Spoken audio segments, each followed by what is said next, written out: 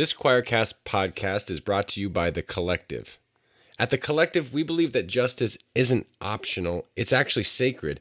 That's why we're building a growing library of progressive resources, connecting you with queer and Black-owned businesses, linking to books that challenge the status quo, and delivering content that empowers you to resist fascism with clarity and compassion. So join the movement. Support the mission. Visit The Collective, that's QUOLLECTIVE.com, The Collective, to learn more and get involved. Hey, it's me. She's a former mayor. They're a former evangelical pastor with dissociative identity disorder. These two like to talk about the topics you're not supposed to talk about. They might cause you to perspire just a bit, but they'll definitely make you inspired. Let's talk religion and politics, and what spirituality and emotional well-being look like in a post-evangelical world. This is Paul and Ashley on Evangelicalish. All right, good morning on Sunday. Woo woo! It's a Sunday. Here we are. This is week 2 of our church service Evangelicalish. We have Suzanne here from Ellensburg, Washington. And again, if you're listening via audio, just know you can join us live every Sunday morning at 9 a.m. Pacific, almost every Sunday morning. We may take one off from time to time. Yeah, here we are. And if you are joining live, you can make sure to, post this somewhere, shoot it out, invite other people to join. We like hanging out together on Sunday mornings, but we also love it when people listen anytime that's convenient for them. But just know we're here live on Sunday mornings, 9 Pacific, on YouTube and all the places. Yeah, I was kidding about this being church, but it is a sacred time for us and hopefully for you. And today we come to you in this sacred time with America once again bombing another country. Oh my God. I remember after 9/11 when George W. did the first, drop, we got the notification in church. Do you remember that? It was a Sunday morning our time when we were all getting word. Yes, it was. Yes. And it was when we were meeting at Nelson Elementary, so a local small school in our community. We were having church there. And I remember going would I have had a cell phone back then? I don't know. Anyway, somehow we found out and the whole church was like, we just bombed Iraq. And here we are again. We just bombed Iran.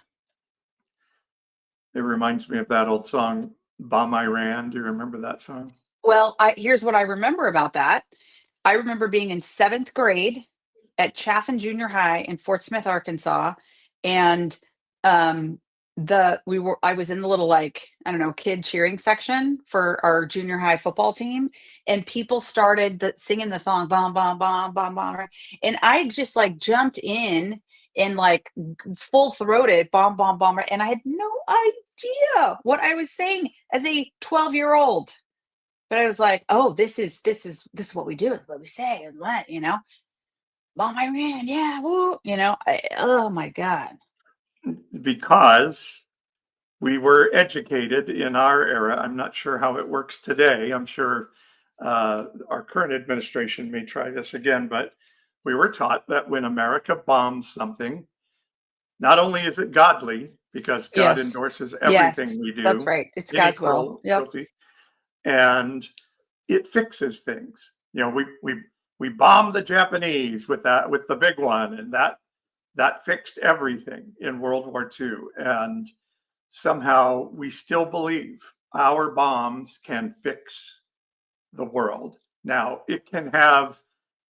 us bombing can have a debilitating effect on people for a moment, but I posted myself yesterday the quote that I remember seeing a CIA agent say in a documentary: every time we bomb something in the Middle East, we prove to people who live there that we are who Al-Qaeda says we are, who the Ayatollahs say that we are, and another 1,000 families give their children to Al-Qaeda. So, yes, we may be able to say, shut them up for now, but we create generational issues. I Yeah. think the thing that is, sorry, did Go you ahead. finish your point? The thing that is most grieving to me is bombing in the name of the Christian God, in Yeah. the name of Jesus. That is so, oh my God, I want to like curl up on the floor and cry and vomit. And I hate that. That is so gripping. I don't pretend to know warfare. I'm not an expert in that kind of stuff. You know what I mean? Like they're I don't know the tactical stuff about that.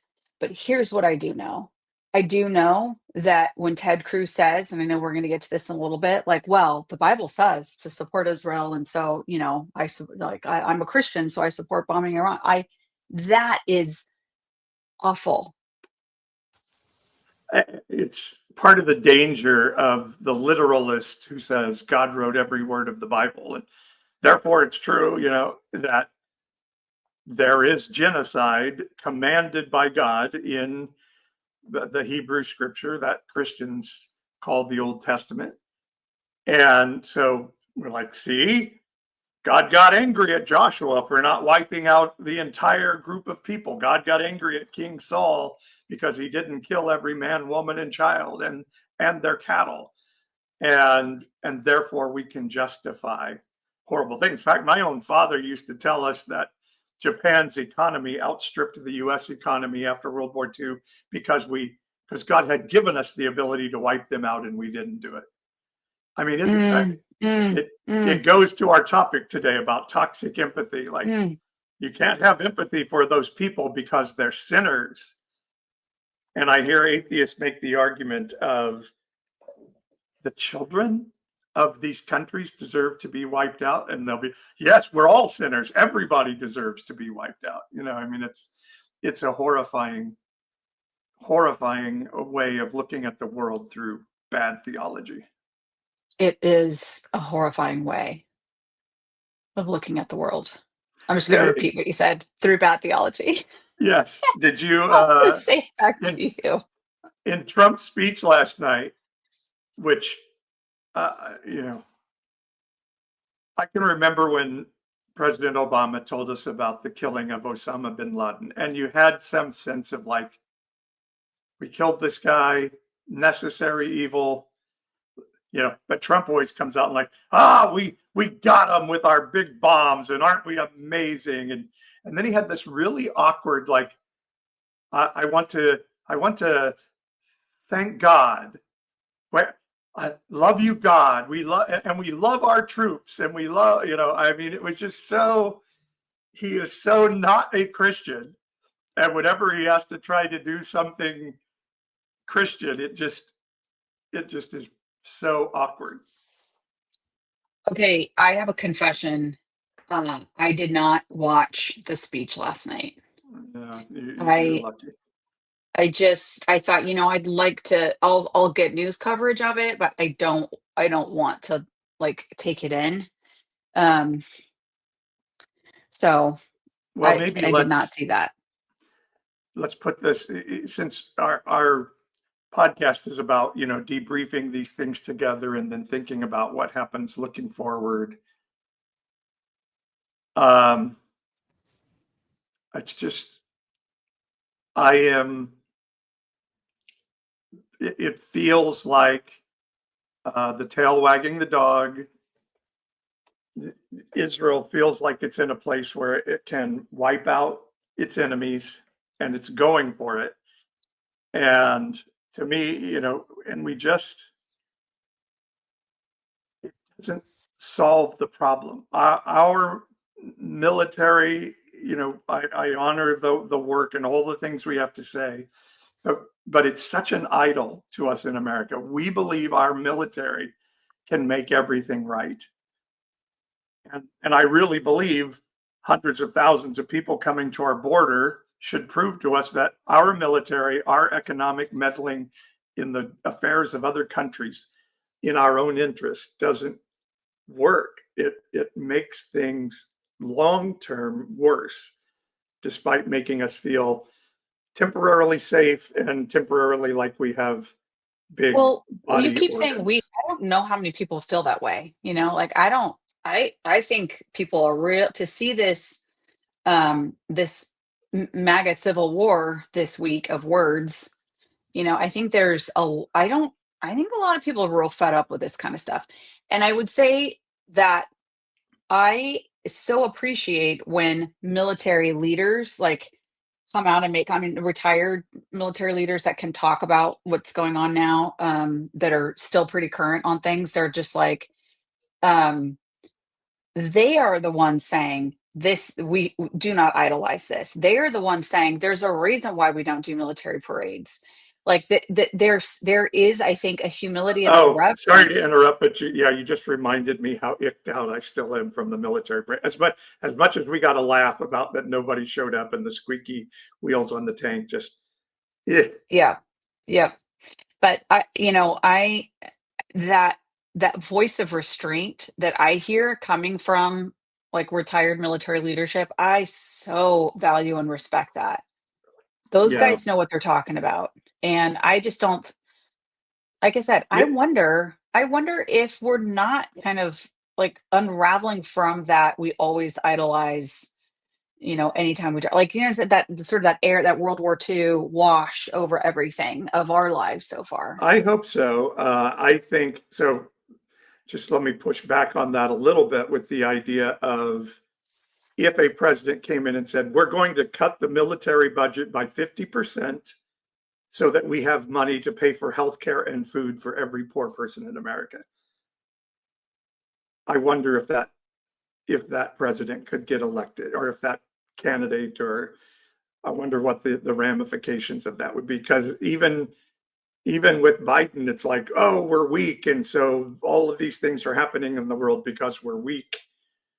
I still think there is an idolization of we have to be the strongest country in the world, or else chaos ensues. Militarily Oh, strongest. I would definitely, we could get into a very long Yeah, we argument, and could. neither of us are very well informed, but I don't know that maintaining the military strength of the US means you're idolizing it. I don't necessarily think that. It could be, but I don't think it necessarily is. Well, And I don't know and that again, I'm you talking about a washed. corporate heart, but what is it? Our Navy is larger than the next 23 largest navies in the world combined. Donald Trump is proposing $1 trillion military budget. I don't know. That seems pretty idolatrous to me. I mean, where can you go that it's not like military personnel eat free, or there's some deal like that. I'm not Although saying we I shouldn't just honor our think, yeah, I soldiers, think but you're. I think it is. I think there is an idolization of military in our country, and of ability to bomb things, and we think that's I think where you're our mixing a safety bunch of comes different from. stuff, though. I think you're Okay, mixing a bunch of all different right. stuff. So whatever. I mean, um, But well, I mean, we can go into that, or we can move on to something else. yeah, let's move Uh, on. I have one last thing to say on this point. okay. I think the reason why there is a sort of retail value for troops and like soldiers eat free and you can like get on the airplane if you're military, you get to board early and stuff like that, because we're living in the post Vietnam War era when there was such dissent over sending troops, and like all the deaths that were happening, and the soldiers themselves, the troops themselves, who were literally just doing what they had to do, and then they came back to the US and they, like I think that we learned from that as a country, like, look, you can argue about the decisions, you can argue about whatever, like sure, take it to the streets, protest, but don't take it out on the actual men and women in uniform. It's not them.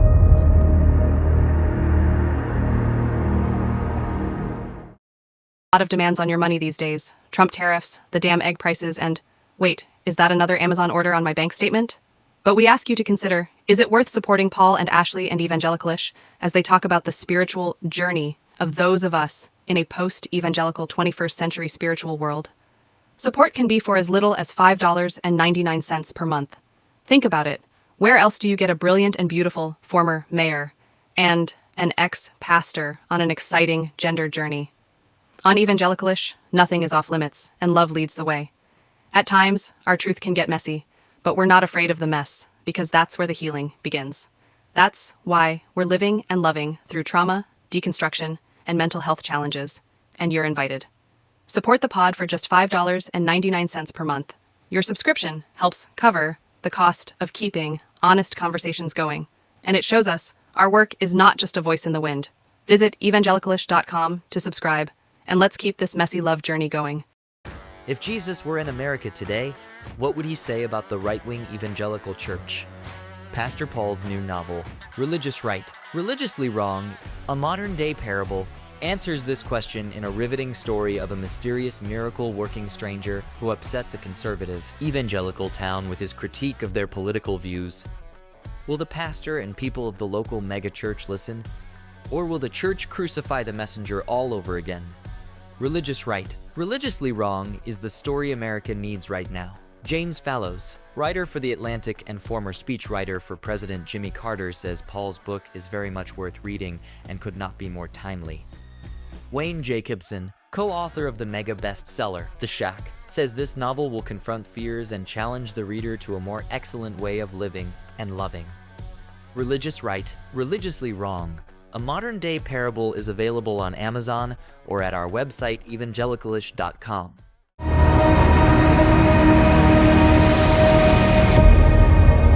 Okay. We are here to talk about toxic empathy today, which is a thing now in evangelical circles, that empathy is bad. Have you heard this? Like, Well, this was, I, you told me this was a new thing for you. it is a new thing. I had not been exposed to this this stream or this strand of conversation and writing and talking or anything like that. And then you told me about it this week, and I was like, wait, what now? Christians are arguing about whether or not empathy is a sin. And then it's like it turned into this whole, like, I don't know, peanuts flying out of the can kind of thing. And so yeah, you fill us in on what's going on.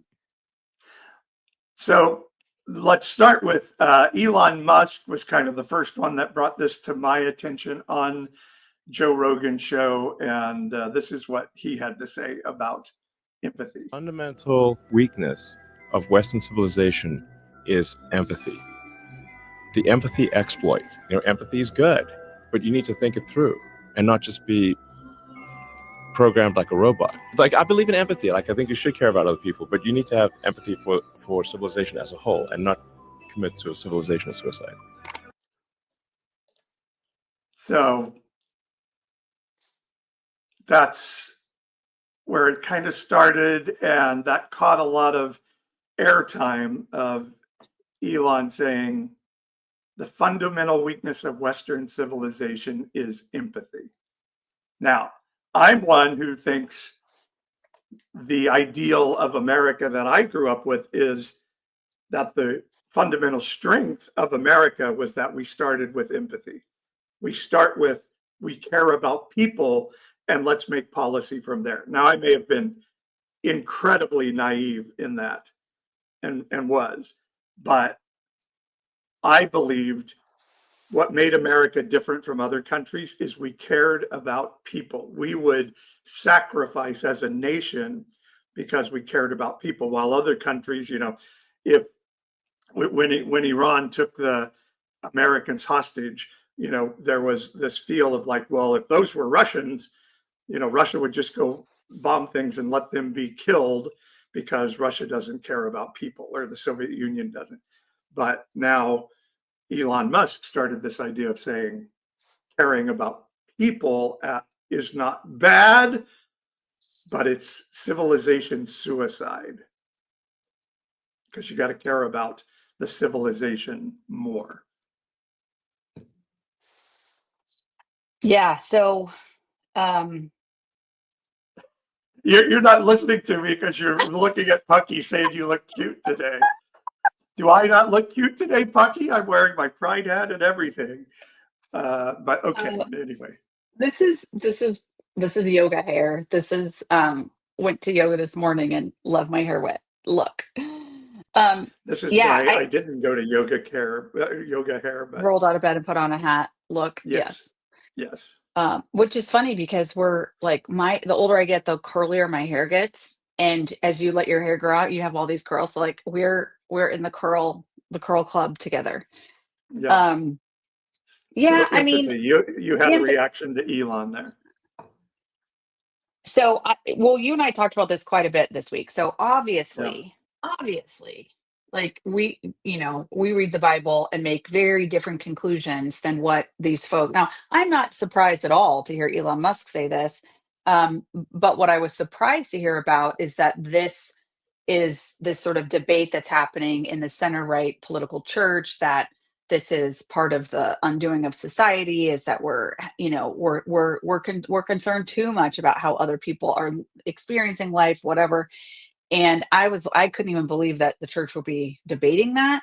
I do think there is a thread of sort of internalizing victimhood that I think that's what this is all about. People are pointing to that, but I don't think that their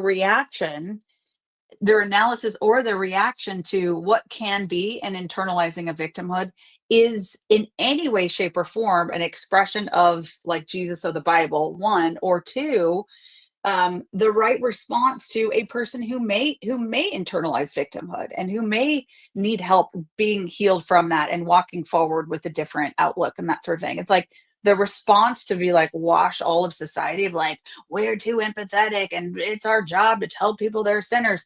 I guess it's not really a surprise, but it was this week's version of wait, what now?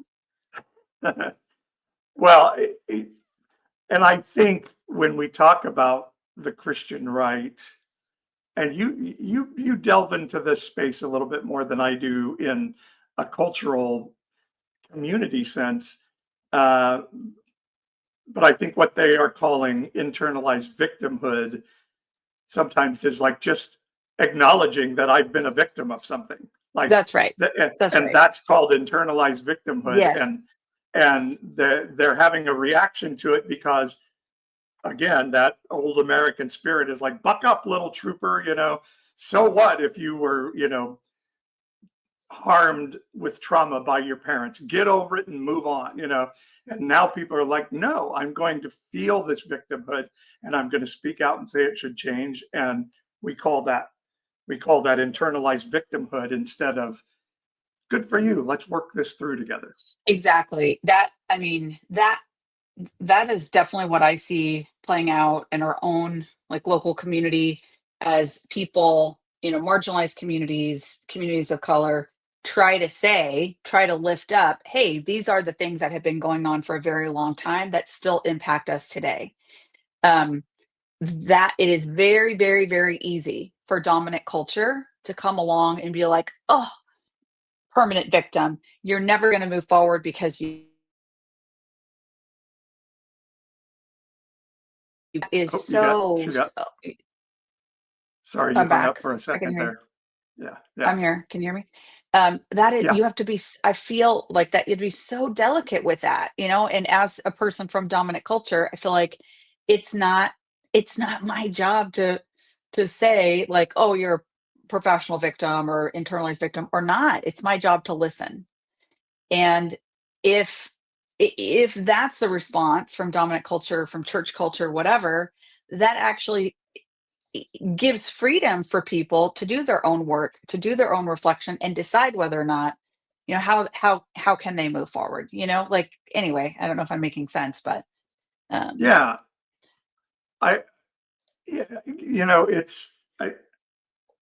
me play a clip here. This is a person named Allison Stuckey, or Allie Stuckey. She wrote the book on toxic empathy, literally has a book named Toxic Empathy. And so this is a little bit of what it looks like in the Christian sphere, now that we heard what Elon has to say. Let's see, which one is it now? I think it's this one. Okay, here she is. Being able to feel how someone feels can help you love and serve them well because you understand the position they're in, or it can lead you in a toxic direction. And here's how you know that empathy has become toxic. When it encourages you to affirm lies, to affirm sin, or support destructive policies. Whenever it comes to these big issues, when it comes to abortion, when it comes to gender, when it comes to sexuality and marriage, when it comes to immigration, when it comes to justice, beware of the empathy mongers. Because what you will hear over and over again is the anecdote that is supposed to pull on your heartstrings and make you feel that you are a bad and heartless person if you take the conservative side. So tell me what you heard in that. I mean, nothing new, just the kind of usual. It's our job to call out people's sin. It's amazing how tied it is to conservative theology, too, to conservative political theology. If you have empathy for people, you will want to allow millions of immigrants to come in with drugs and do terrible things. It's to me, it's that inexorable tie to right-wing politics of we have a reason to hate these people. Jonah in Jonah chapter 4 was like, God, I don't want to live in a world where you would have mercy on people I don't like. I want to be dead. Yeah. And I think that's such a stark thing. And then, God's answer in that story is, do you do well to feel this way? Yeah. Should you want these people to get wiped out? And we tend not to see that as empathy. Man, that is a hard one. That is a real, that is such, as I, up close and personal, and in such a pedestrian way, in no way, is anybody's life on the line or anything like that. But just, in my own life, people I've had scuffles with or, been opponents of, in the political space, like reckoning with the fact that sort of the outpouring of hey, things get better for everybody. It means they get better too. It means that my opponent gets wins. It means that having a heart that's open to that and understanding that I don't just get my way all the time. That is a really, really tough heart challenge. But so important. And I think from a spiritual person perspective, I don't even call it a Christian perspective anymore because it's been lost so much, but it is, love your neighbor as yourself. So we have to start from a position. I think maybe you said this last night when we were talking of, okay, I'm going to believe you. I'm going to start from a position of when you tell me you've been victimized, I'm going to believe you and then work it through together. Yes, there is a place where we say that happened, and now let's start to work toward what you can control going forward. I totally agree with that. But that has to start with, but first I'm going to understand why you're here. For an immigrant, I think our heart should be like, okay, let's understand why you're here, and then let's treat you accordingly, rather than let's assume you're here for bad reasons. And that if you have brown skin, we can assume that there's a good chance you might be somebody we want to do something horrible to. Instead, we start with the idea of this is a human being worthy of respect and love. And to me, that's what America is supposed to be more than any other nation in the world. And that Allison Stuckey belief of, sure, it helps you care about people, but it'll make you anti-abortion, or make you pro-abortion is such a terrible and unchristian view of the world, an ungodly view. Yeah. Yeah, I think that's the right way to think about it. It's like heart attitude first and practical smart policy flows from that. And that, like, that part of it, I love working on that part of it. Um, and especially when you get to work with people from different points of view, and like when you really open up to, like, hey, I don't have all the solutions, and this is the whole political thing, like, that Pucky put in the chat, that you have, sort of the view of, I guess probably both sides, but for sure the conservatives are like, if you don't think like us, you're bad. And I always just like to think, okay, coming into alignment with someone's experience, understanding what they've been through, being aware that you have blind spots, etc., like having that empathy, it doesn't have to mean that you co-sign on every prescription for change that that person or that, group of folks may say is what they think is the right thing to change these underlying conditions. You work together to resolve those things. And I just think, like, we're just all being told, like, if you have concern for folks, then you're automatically just saying yes to everything that they might come up with on a list of policy prescriptions or an agenda. And it's like, no, you can think through those things. You can agree on some and disagree on others. You can improve off of it, like, anyway, Yeah. there's a way to solve these kinds of big issues. And I think that heart posture has to change before solutions can come. This is what I keep Agreed, saying because about the border. We talked about that last week. If That's your right. heart's in the right place, you give space for solutions and wisdom to come. That's exactly right. You cannot solve these big issues from one perspective only. It does take multiple skills, talents, expertise, awareness, whatever, coming together. That is actually democracy. Everybody bringing their best, and good stuff comes out of that. But when you can't even be in the same space with each other without being tarred and feathered, like, how are we? Like, no wonder we get the outcomes we get. Yeah, and when we talk about bombing Iran, which we made music about it, which tells something about our heart. Again, I think the proper posture in something like that should be, or with Gaza, like, okay, the people of Israel and the people of Gaza, the people of Israel and the people of Iran, they all matter. Every one of them is a human being that is valuable and worthwhile.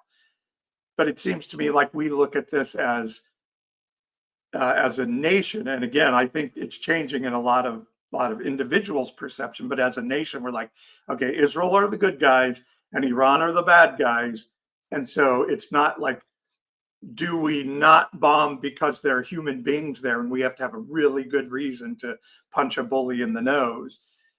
It's more like, can we get away with it?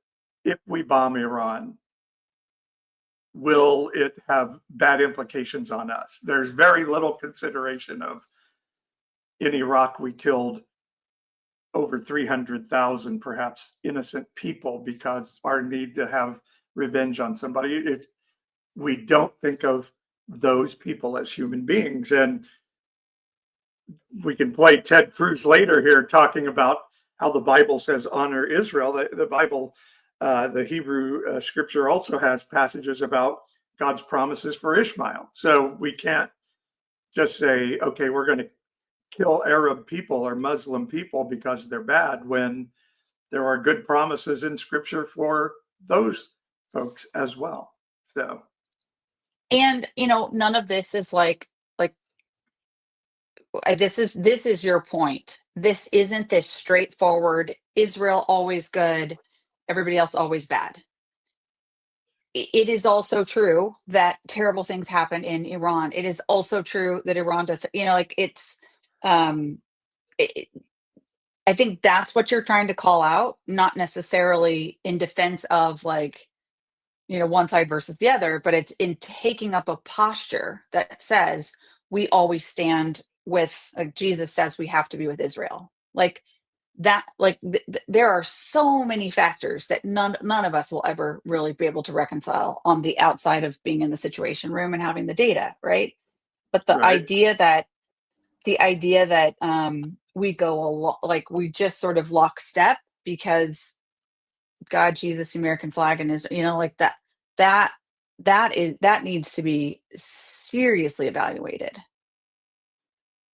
Yeah, and I guess some of it is, again, me talking from a visceral response to Donald Trump's speech last night of like, isn't this great? We bombed these people, and if they don't like react the way we want them to, we'll bomb you some more.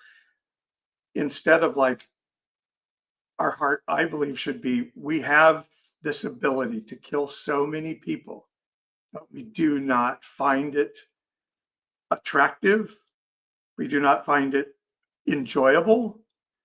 We need to find it a necessary evil. And you just feel like it's this wag the dog thing sometimes of like, a president gets a lot of support when we go bomb things. And it's a really destructive posture to have. Well, like I said, I wonder if that is starting to be eroded, because I mean, we saw all week, a really, really intense debate, center right, and people feeling betrayed that Donald Trump is, getting us involved in something in the Middle East when he's the one who's like, he got elected. In fact, I think it was Pod Save America I was listening to yesterday, and they're like the Iraq War and George W. Bush's hunt for weapons of mass destruction explains the last 20 years of American politics. It's Yeah. why Barack Obama was elected. It's why Donald Trump was elected. And so I don't know, maybe because all of this is in the immediate rearview mirror. Maybe it's because if half are for it, half are against it on the right, and most people on the left are against it, like maybe that's being eroded. Maybe.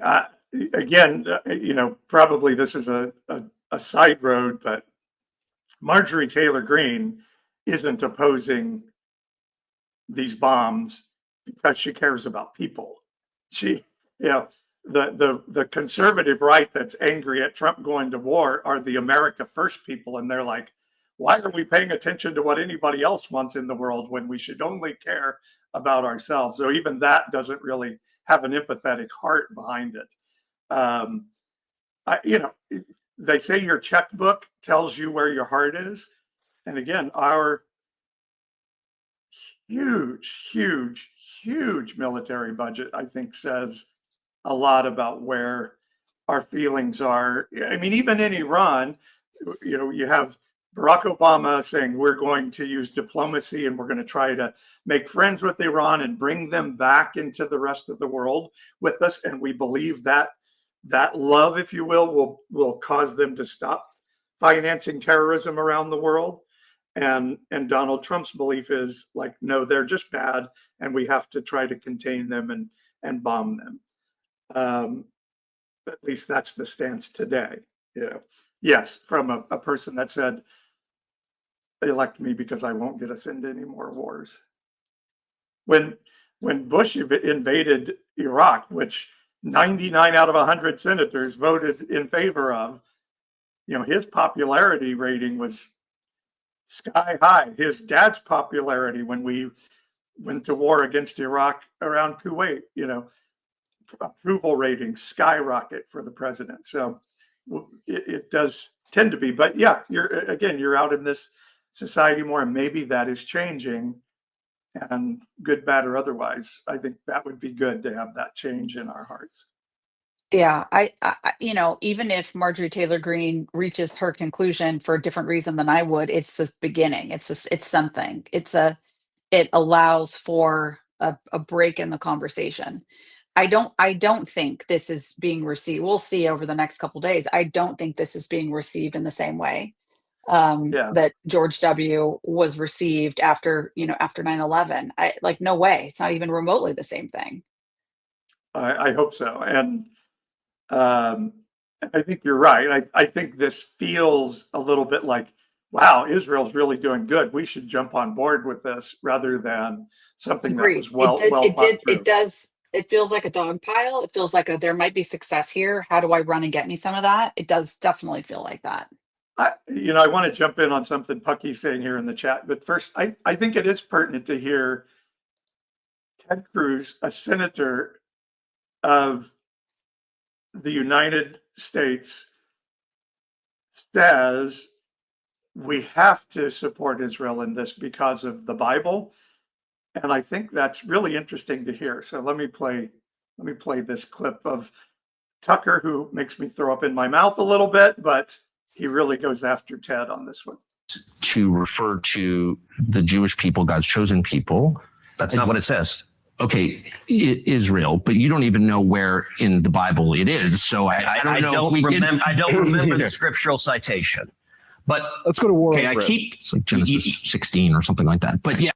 By the way, you'll hear voices in the background. That's because I got this through the Majority Report podcast, and so they'll be commentating in there once in a while. It's in the early The point is, all right, Tucker, you keep interrupting me before I finish my sentence. It's important to know what you're talking about. I don't know what you're saying. As a Christian, if I believe in Jesus, I have to support the modern state of Israel. No, I'm not saying that. I'm explaining for me what my motivation is.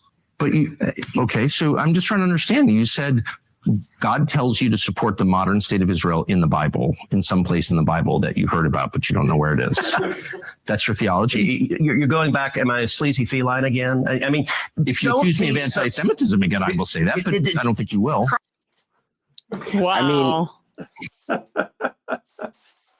mean, so it's Genesis 12. God tells Abraham, an individual, and I understand how some can argue and extrapolate that's he's talking about Israel, but Genesis 12:3 says, I will bless those who bless you, and whoever curses you, I will curse, and all the people of earth will be blessed through you. That verse does not say America has to support the modern nation of Israel, no matter what they do, in any way whatsoever. And Ted even says there in another clip that I didn't run there, but he says the Bible says those who support Israel will be blessed, and those who don't support Israel will be cursed. And that's not what the Bible says. That's not even the verbiage of the Bible at all. Yeah. That is a man-made theology that was created recently, not throughout the history of the world. That's right. And I remember my mom saying that. I remember my mom probably, I don't know, 25, 30, 20 years over a period of time. It was always God says, you bless Israel, you're going to be blessed. Like she'd walk around the house, chattering so and her heart was pure, her heart was to try to live out what she was being told and what she thought was the righteous thing to do. But it just kind of, if you go upstream and you go to the source water of that thinking, it's not actually the Bible.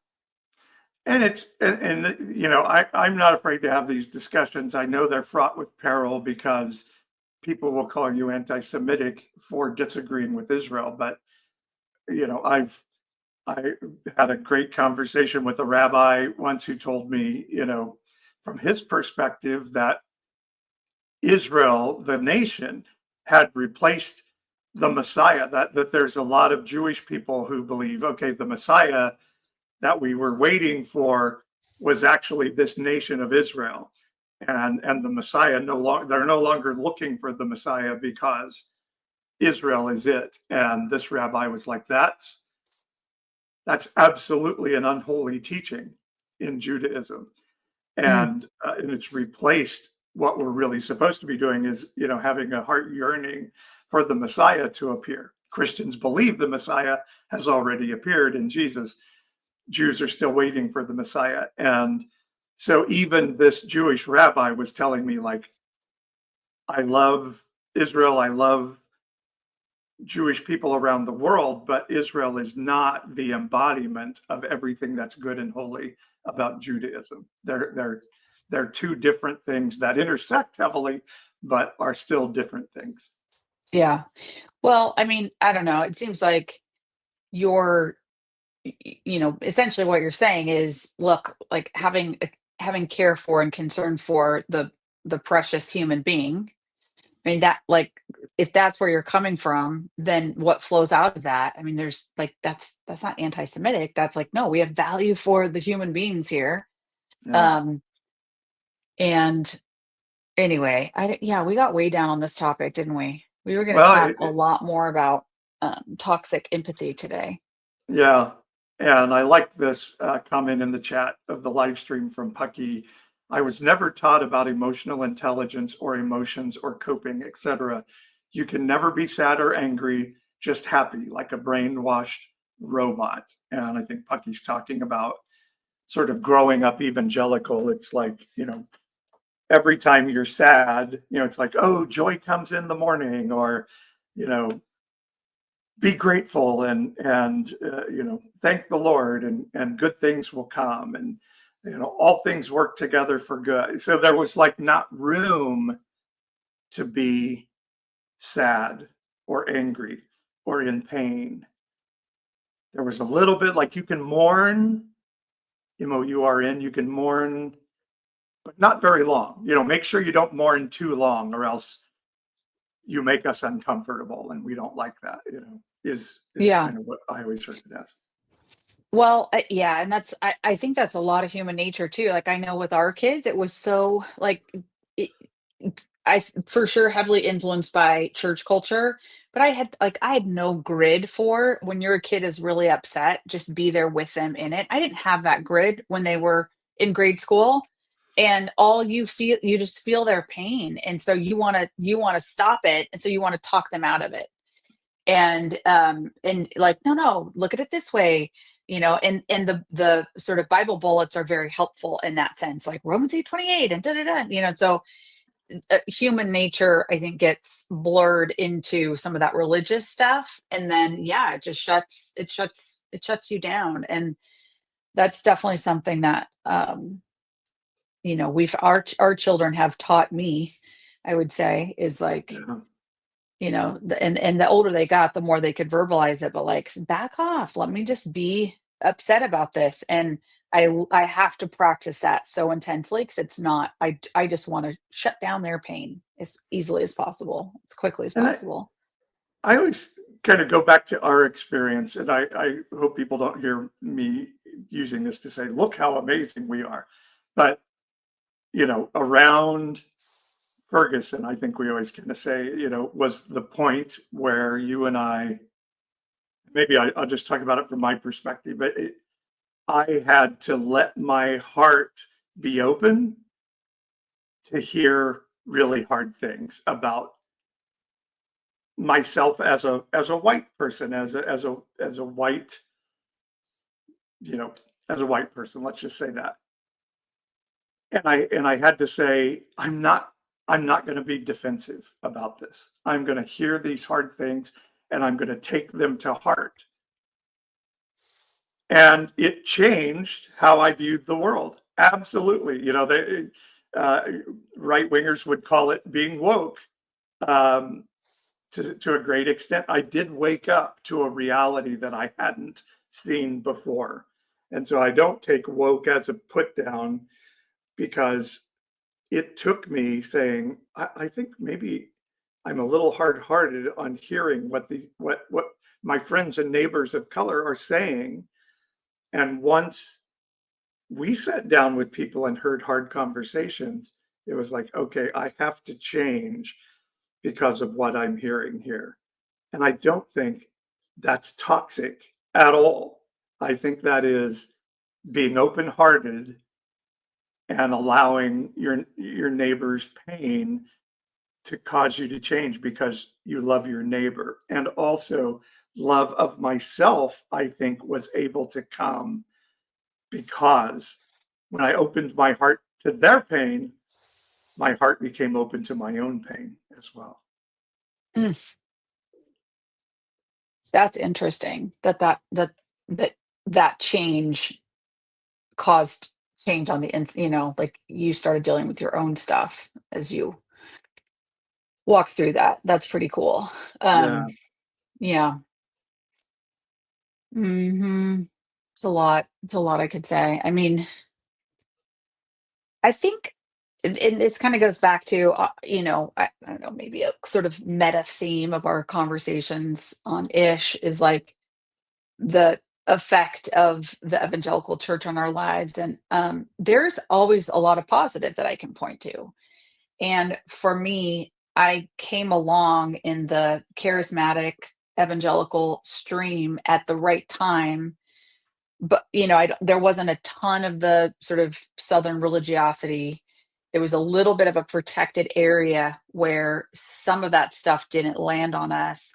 And there was this view that you could access like the perfect spirit of love, the perfect God, that spirit of love existed, that it was something in addition to your own human experience, and that it was and is transforming, that there was something out there to be open to and to be guided by, that we'll just call it the divine or whatever, perfect love. And that got implanted in me in an evangelical, charismatic, religious setting. And then it became a like, well, gosh, I want that. I want access. I want to be connected to that. And I would say I have and do have very real connections with that love and life force that is divine. And it sort of pulled me through all of the cultural norms, all of the political, like, oh, you believe in Jesus, therefore, everything we've been talking about for the last 50 minutes, you should think the following ways. Like, it's kind of like we just kind of kept blowing through those doors. Like, what? No, that's not what that's not the spirit of the divine.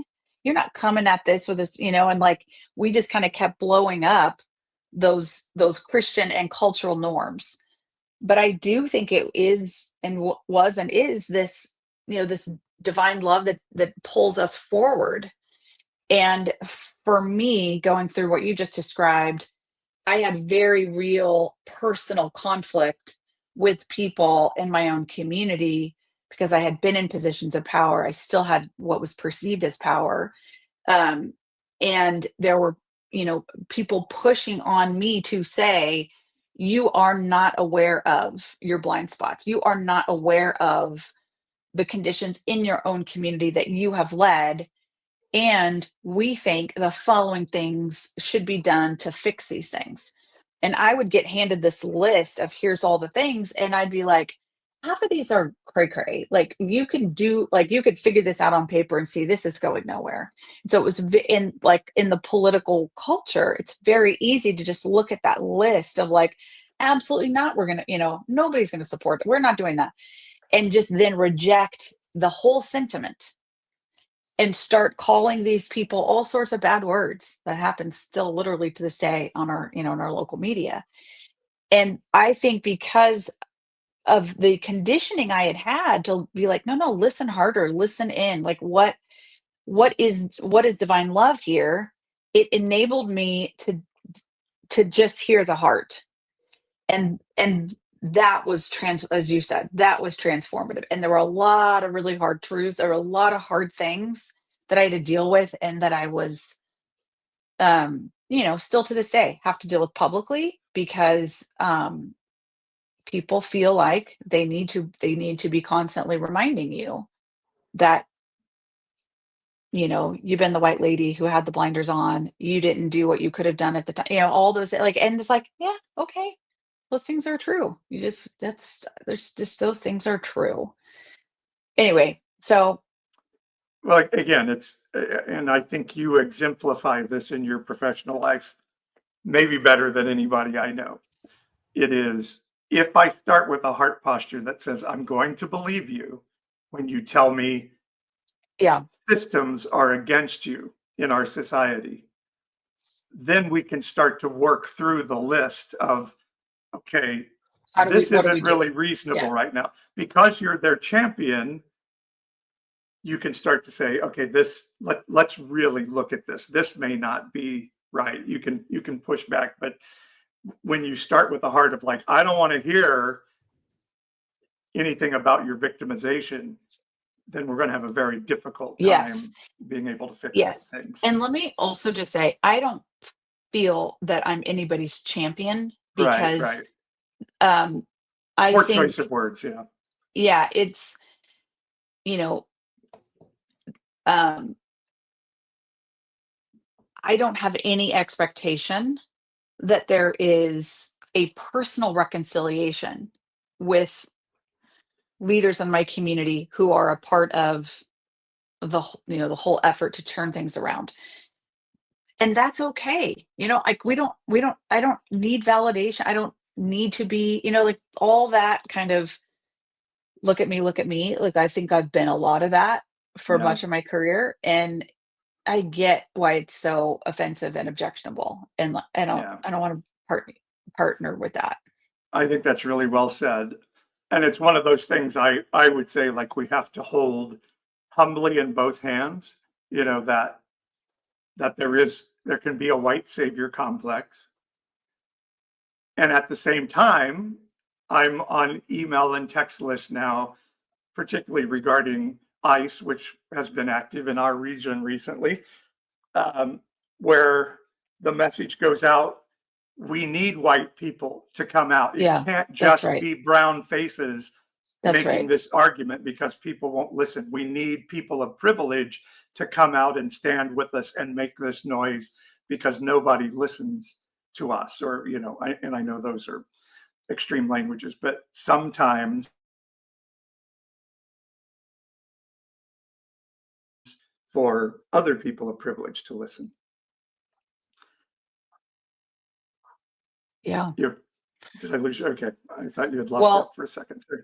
yeah, I did for a minute.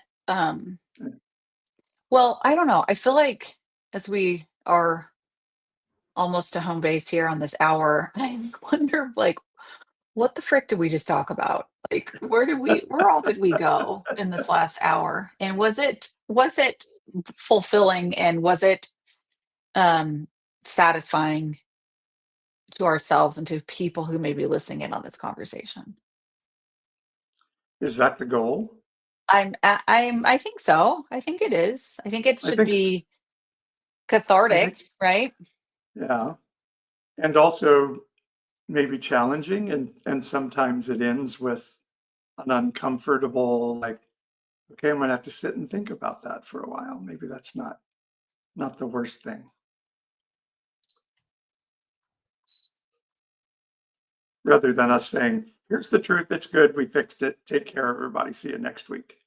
Yeah. No, that's for sure. Let's wrestle That's with for these things. sure.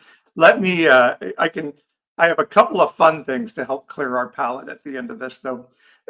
What I was going to say, by the way, on that, though, too, is I felt compelled spiritually once to study the word comfort in the Bible. I want to be comfortable. I want to have nice padded seats on a Sunday morning and all those things. And the Bible does not talk highly of comfort. It calls people fat cows of Bashan when they seek comfort, but it in the valley of the shadow of death, that's where you receive comfort. When you're going through the shit, there's mystical spiritual comfort to come. But when you're seeking comfort, then you're missing it. And that's what the Bible says. But anyway, I've got a couple of fun things to play real quick to finish this off. I love, where is it? Oh, here it is. Yeah. This is a video of MAGA Jesus that I just love beyond belief. Truly I say unto you, whoever welcomes one of these little ones in my name might be letting in a murderer or a drug. Let's get her to a detention center, so we can figure out what's going on. Whoa. I was hungry, and you gave me something to eat. I was thirsty, and you gave me something to drink. And behold, now I'm all lazy and entitled. You shouldn't have done that. Do unto others as you suspect they might want to do unto you. What is a man profited if he gain the whole world but lose his soul? A lot. He has profited a lot. one soul for the whole world. That is an amazing deal. If a man Oh man, that's good. Yeah, That I is love good. that. I love that so It's much. called GOP Jesus. Was that? GOP That's the. Jesus, yeah. It's Oh, that's fantastic. hilarious. We should try to get GOP Jesus on the show with us. Oh, that would be awesome. Yeah, Be that would be awesome. real awesome. All right, the last thing to finish with, we had a lot of fun with Elon and Trump, like what I call MAGA on MAGA crime, and this week, maybe the most delicious of all was Tucker and Ted going at This it. was. It's delicious. You have to see it to believe it. All right, here we go. How many people live in Iran, by the way? I don't know the population. At all? No, I don't know the population. You don't know the population of the country you seek to topple? How many people live in Iran? 92 million. Okay. Yeah. How could you not know that?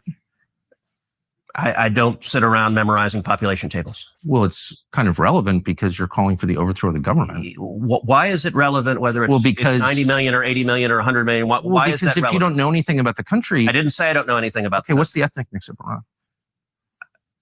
They are Persians and predominantly Shia. Okay, it's not even... You don't know anything about Iran. So okay, I am not the Tucker Carlson expert on Iran. You're a senator who's calling for the overthrow of the government. You're the one who don't know claims anything about the country. No, you don't know anything about the country. You're the one who claims they're not trying to murder Donald Trump.